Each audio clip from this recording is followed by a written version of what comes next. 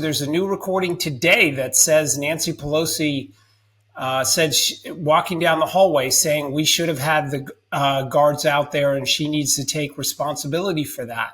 That will be part of the trial as well. In some sense, this isn't necessarily new, isn't it? It's the same thing again. But what do you make of it?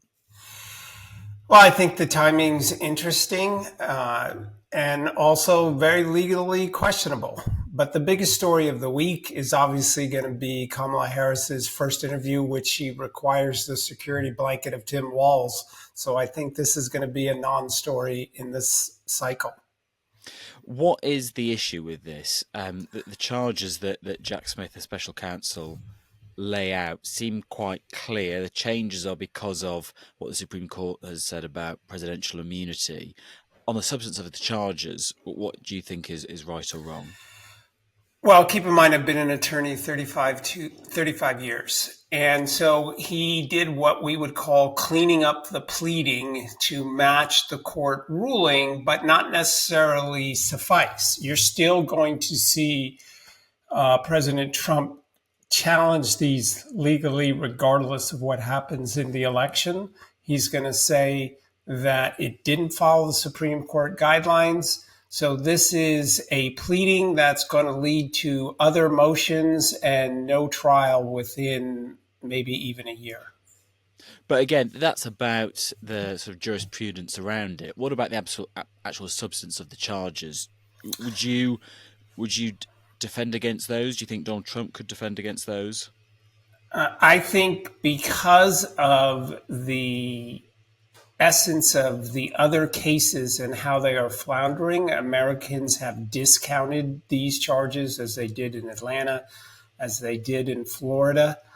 So and also because it's questionable whether, more than questionable, a judge has already ruled that he doesn't have the power to even be operating. So I don't think we're going to see that light of day. Were there people who did things wrong that day? Yes. But I don't think at the end of the day that it's going to stand up to an appeal that Trump was the instigator. So you think that Donald Trump did things that were wrong on that day, but that he I didn't necessarily said that. You said people. Look, but is Donald Trump one of those people? No, I wasn't referring to him. Keep in mind, Nanncy Pelosi, there's a new recording today that says Nanncy Pelosi said walking down the hallway saying we should have had the guards out there and she needs to take responsibility for that. That will be part of the trial as well. But that's a bit of whataboutism, isn't it? On the actual substance of the charge. She's going to be a witness. She's going to be a witness in the case. Totally.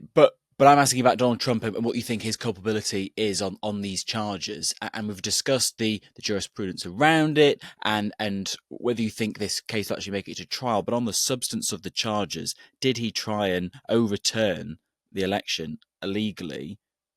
You're saying yes or no?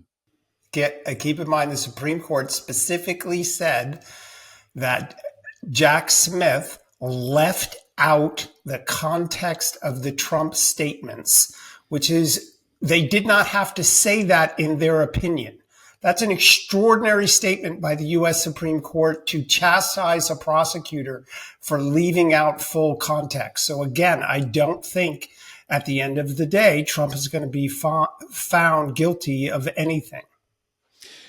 Do you think all of this dragging out a bit longer will have an impact on the election?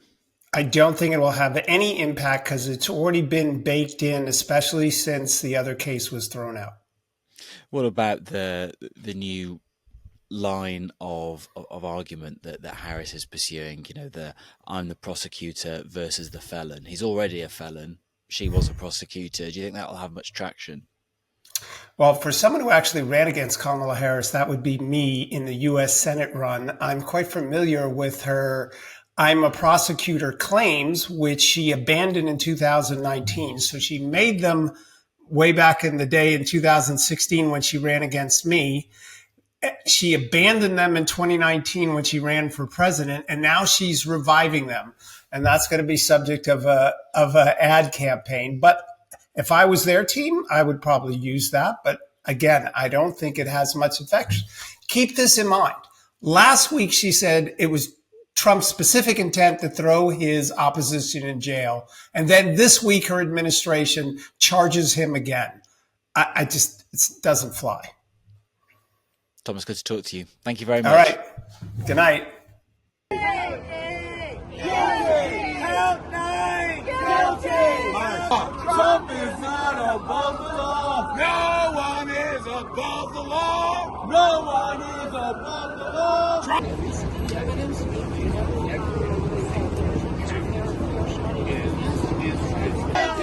Count 17. Guilty. Count 18. Guilty. 12. Guilty. Count 13. Guilty. Count 14. Count 22. Guilty. Count 23. Guilty. Count 24. Guilty. It's not above the law. No one is above the law. No one is above the law. Yeah, we're here to mark the guilty verdict for Donald Trump. We're here because I think this marks a victory of the American justice system.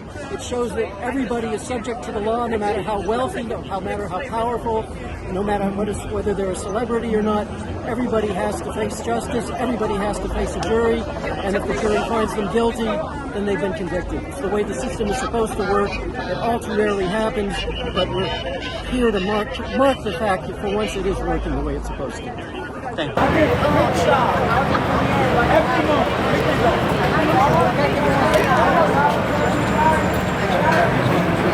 It's amazing the Democrats got away with everything.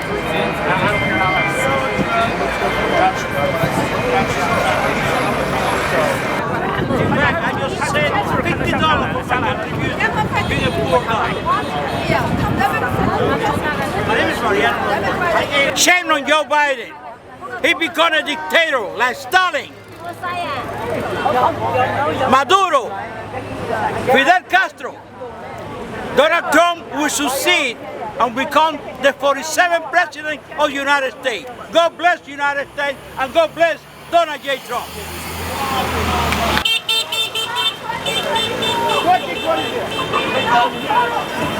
I love you! I'm fucking guilty!